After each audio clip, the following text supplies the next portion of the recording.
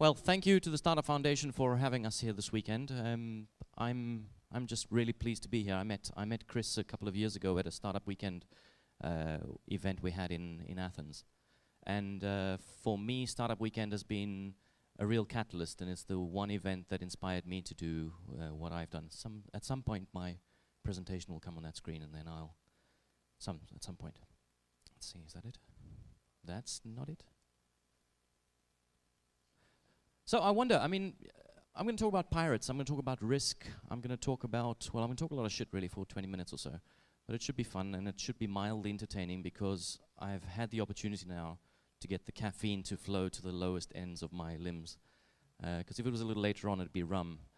But is that presentation going to come on? Let me see if I can zap him with my laser. Ding.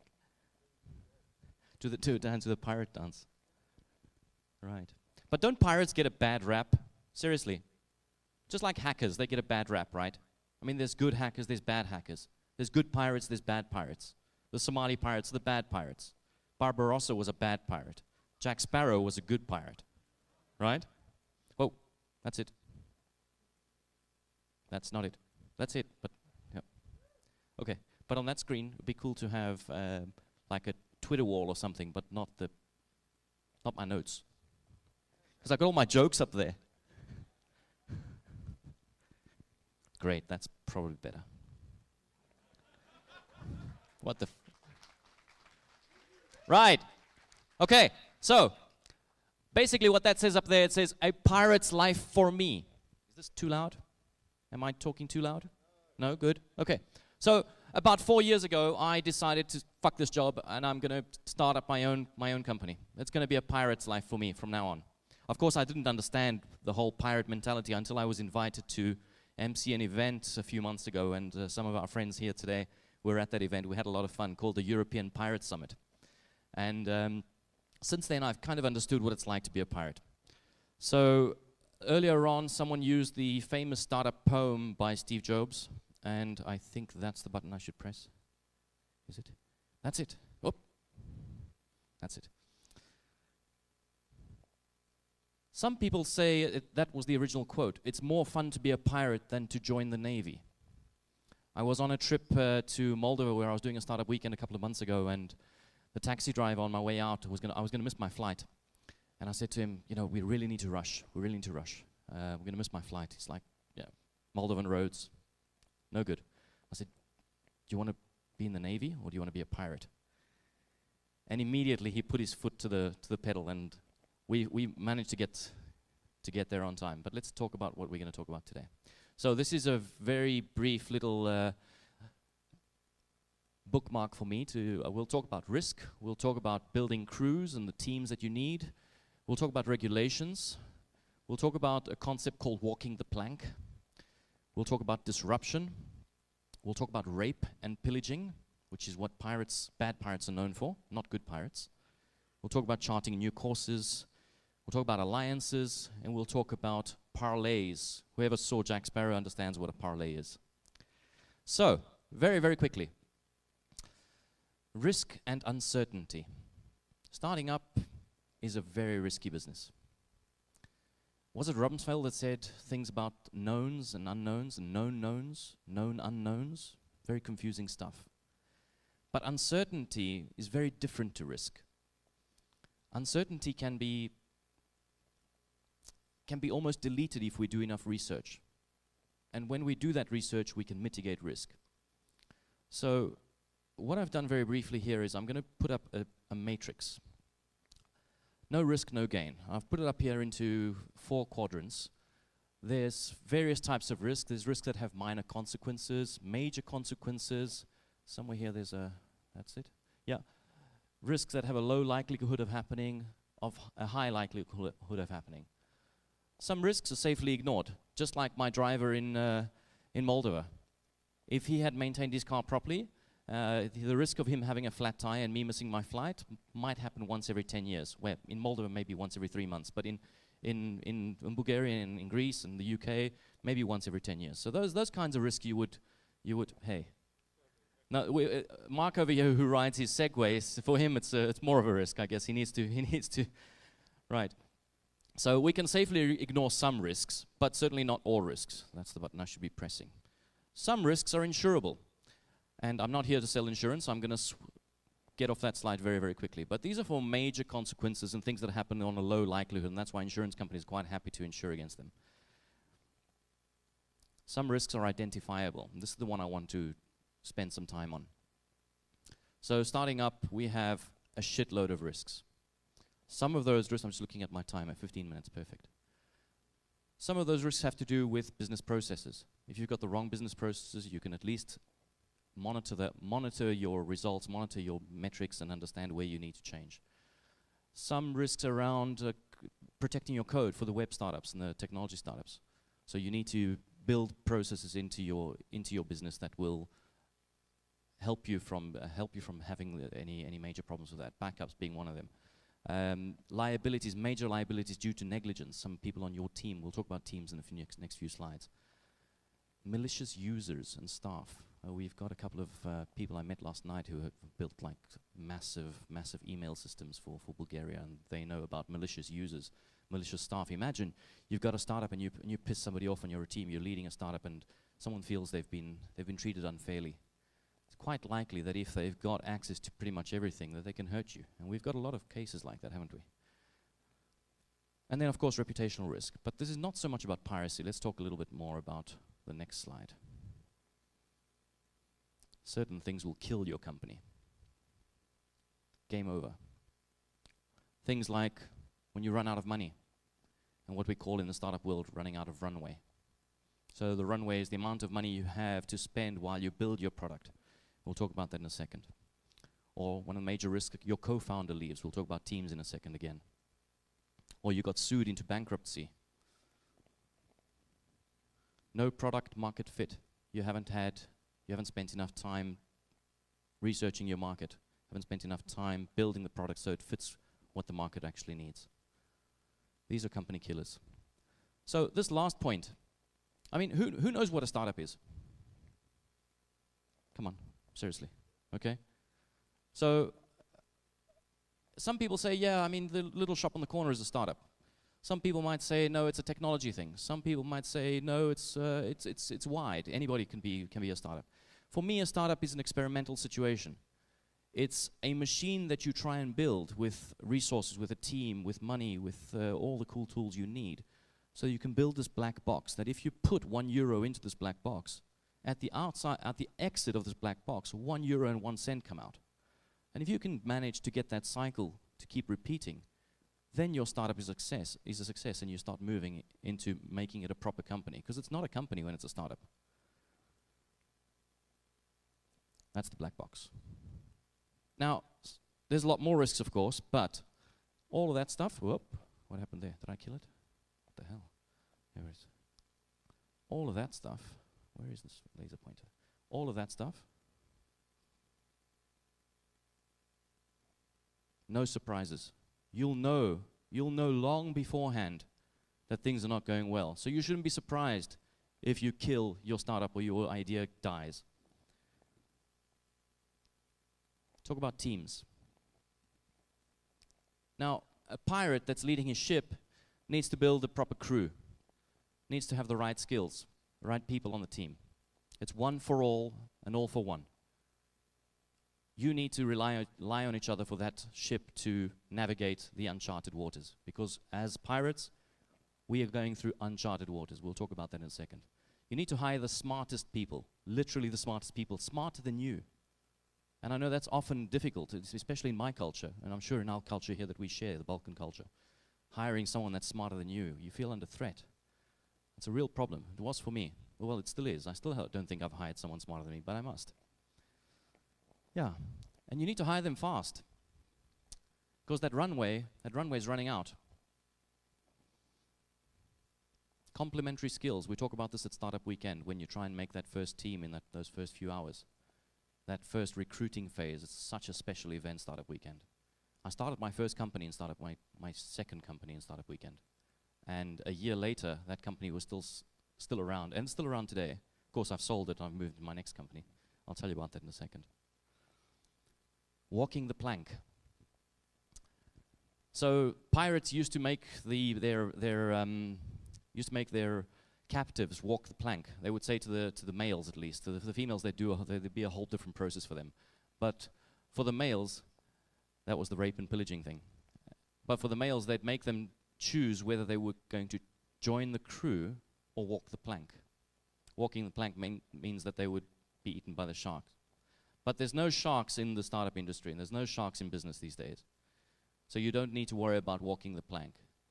You need to gather the resources and organize yourself in such a way that walking the plank is not too much of an issue. And if you fail, you won't die. Don't worry. They can't eat you. Failing, at least failing elegantly, and failing fast, as we've heard so many times, is okay. Because that's where we take the lessons from, isn't it? Right? I mean, we've been failing since 1 year old, when we've been trying to take our first steps and falling over, and again, people help us up. And that's why communities like this are so important. So around us now, 3 or 4 people might know us, might not, but if we get to know each other, we can help each other out. We can help each other out when we see each other failing. We'll talk about that in the panel later on, I think at 2:30. Don't miss that, it'll be really cool. Right. Following the rules. So our friend from the government, thank you very much for that excellent comment earlier on. It was me who started clapping about getting out of the way. I wish you could spend some time with the Greek government and tell them to get the fuck out of my way. Yeah, and I don't mean that I want to break all the rules, but I want to break the stupid rules. Seriously, there are some really stupid rules.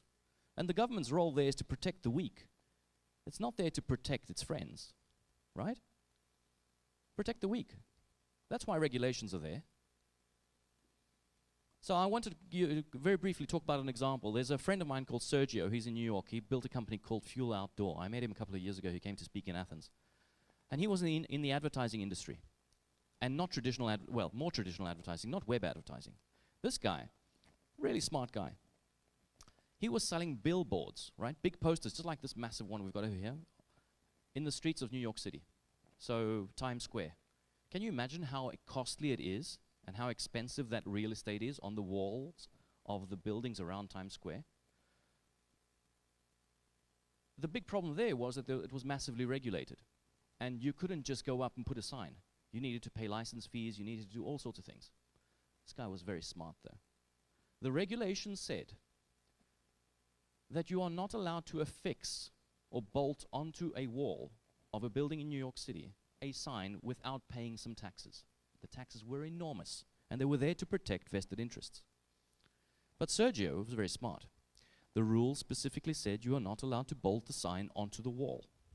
So Sergio invested some money and went and hired a metal worker, a welder, bought some steel, and he built some frames. And he would affix these signs 60 centimeters away from the building. He would affix the frame onto the building, and onto the frame he would put the sign. The guy made millions. The city took him to court. The city lost. He then sued the city for taking him to court. He made even more million. So he broke the rules, but he broke the rules elegantly. He didn't try and cheat anybody. He found a gap. He saw that there was a rule that was protecting the wrong people, and he innovated on that. Not your traditional business, but, you know, he's a famous guy. So try and follow the rules, of course. The rules are there to protect the weak. Don't break the law. Don't steal. Disrupt the rules when you can. I saw this quote this morning while I was doing my presentation, and I always do presentations literally 20 minutes before the talk, so this was really cool. Every system with errors and deficiencies is condemned to reproduce its pathologies until its functioning is interrupted and redefined by a genuine and pioneering process. If we can live by that, I know it's a very long quote, but the gist of it is, if something's wrong, make it better. Make it better. That's what the gist of that motto is. And that happened in TEDx Athens 2011. And TEDx Athens today it's happening today, and I don't often go to that, but another quote about disruption. Einstein. We can't solve problems by using the same kind of thinking we used when we created them. How many in this room today, or how many in our startup industry these days, are thinking so much differently? Back to Steve Jobs, think different. That was like early 80s. He was the only one thinking different back then. Finally, we're fucking thinking different. Of course, everything we do must add value. Which kind of pirate are you? I hope you're not Barbarossa, right? We need to be Sparrow. Sparrow was a good pirate. He was a cool pirate. My kids want to be Sparrow. Our kids should. I mean, look at his eyes. Look at Sparrow's eyes. Sparrow knows quite a bit more than, you know, he's in a position of strength, right? Although the other guy looks like he might be thinking he's in a position of strength. Sparrow's the one in the position of strength right there. Now, you're not the rape and pillage type, are you? Like, if we were in resource, let's put it this way, we're not strip miners. We want to add value with the things we're doing. We're not going to kill the environment by the things that we're doing. Earlier on, who made a point about the environment? Thank you for that. 4 minutes, perfect. This is a message about thinking big. The problems that we solve must not be local problems. The problems we solve must look to the horizon. They must be global problems. Somebody we were at Launch Hub yesterday, and somebody said, well, the Balkan market is so... What do you mean the Balkan market? Does the internet stop at the borders of the Balkans? No, it doesn't. It's a global market. So build for scale. I mean, my first co-working space, and I run a co-working space in Athens, the first co-working space in Athens was called CoLab. It hosted 3 teams. It was 100 square meters. We doubled it in 3 months. We doubled it again 3 months later. Then the team wasn't great, so we broke up with my co-founder. So back then, that risk where you lose the co-founder, fatal. The new co-working space is 1,700 square meters. It's hosting 20 teams. And what I said was, if I'm going to do anything of impact, it must be fucking huge, right? But it's a scary thing to walk up to this 9-floor building and look at it from the bottom and you think, oh my God, what have I done? But then you think, okay, what can I do to hack this process? So I've taken fear, and I've put fear in a memory register right at the back, somewhere far back where it's not accessible. Yeah, it's like covered up by many papers and many books and things. You know what, that one piece of paper that you can't find? Somewhere on a big pile. I'm very untidy at home, so I'm sure some of you are too. I hope not all of you. But fear I've put like right at the back over there, and that's the pirate mentality. You don't care about fear, you just keep on walking. Keep on walking. And if there aren't too many sharks around, communities are important, and we'll talk about communities at 2:30, don't forget to be there. And if there's people that can protect you from the sharks, then you don't need to worry about walking the plank. You don't need to worry. Giving back to the community. We'll talk about that at 2:30, don't forget to be there. Attend parlays. This is a parlay. This is a great meetup. This is a great event. Congratulations to you guys. What a superb event. So this kind of event helps us inspire new people to join us. Because commerce is the basis of everything. And we can't be doing commerce alone. And we can't be relying on the government to do commerce. This isn't a Soviet system anymore. I've got a complaint with the Greek government right now. They've come in and they've decided they're going to help the ecosystem by pumping in money into the co-working spaces. But they're going to choose one co-working space and kill all the others. So thankfully, that one co-working space has decided to call everybody around the table and say, well, you know, this is really a bad idea. Let's try and make the best out of this bad idea. Let's join forces. Thankfully, our culture is changing. Thankfully, the crisis in Greece has really helped us think differently. It's so great. I'm so grateful for this massive crisis. I'm so grateful that I've been pushed into this corner. And as a pirate, I've pulled out my sword. And I say, go on, avast you scallywags. Right, guys, that's all I've got to say. I'm Stavros Messinis. My Twitter is Stav Messinis. My Facebook. And contact me for anything to do with startup communities. I'm a community builder in Athens. My co-working space is called The Cube. You're all invited to come and share a desk with me whenever you're next in Athena. Stavros at thecube.gr. Well, thank you very much for having me, guys. We'll talk again at 2:30. Don't forget to be there.